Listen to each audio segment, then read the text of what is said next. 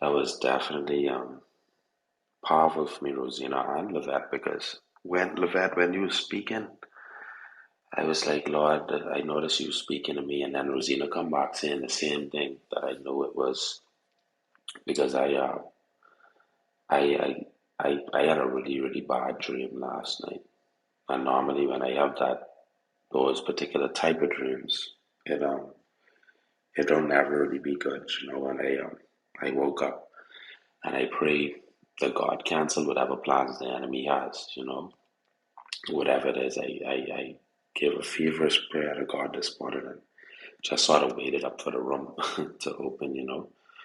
And first thing I heard was the vet saying that, and then Rosina come back and reiterating it. So this morning, um, I had a book. I mean, I had a chapter in James what I was planning on reading, but I had also saved this 59 Psalms, and I think I'll read this. So Psalms 59, 1 through 5 says, Rescue me from my enemies, O God. Protect me from those who have come to destroy me.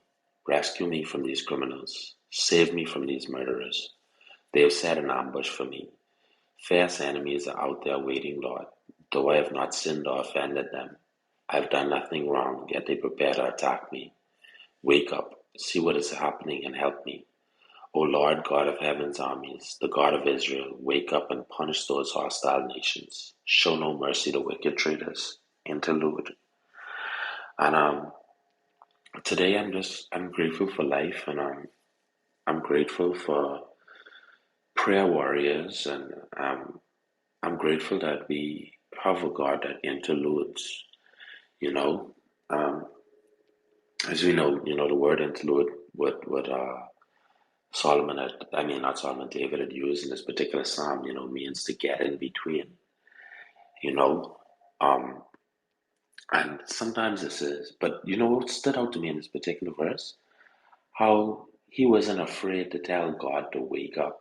You know, because you know, in we all know that God don't sleep and God don't slumber. You know, we say that as Bahamians all the time. God don't sleep, you know.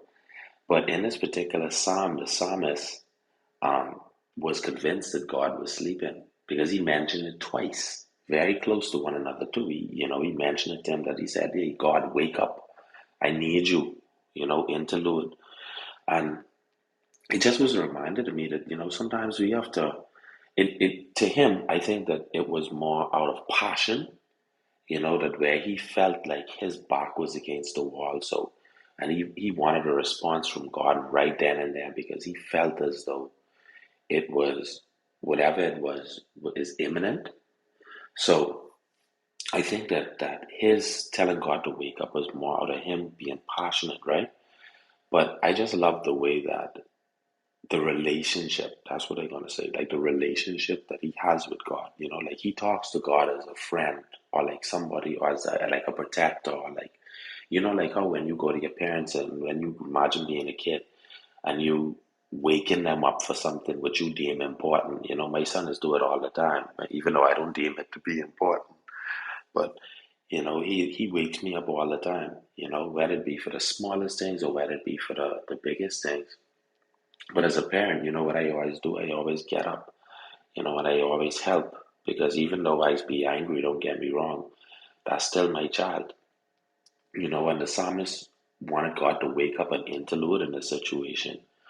And I feel like, sometimes sometimes it's okay for us to just call on God, and send him reminders. I think I've spoken about this before, like tell him that, hey, this is of utter importance to me. Like this, what I going through right now, I know you have a master plan, but in this master plan, I need you to ease my anxiety. I need help with this. I need you to interlude. I need you to step in. Like I can't do this on my own.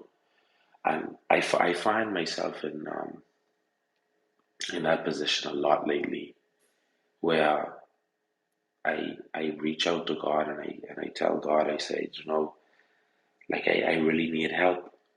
I need help. I can't do this by myself. I've tried.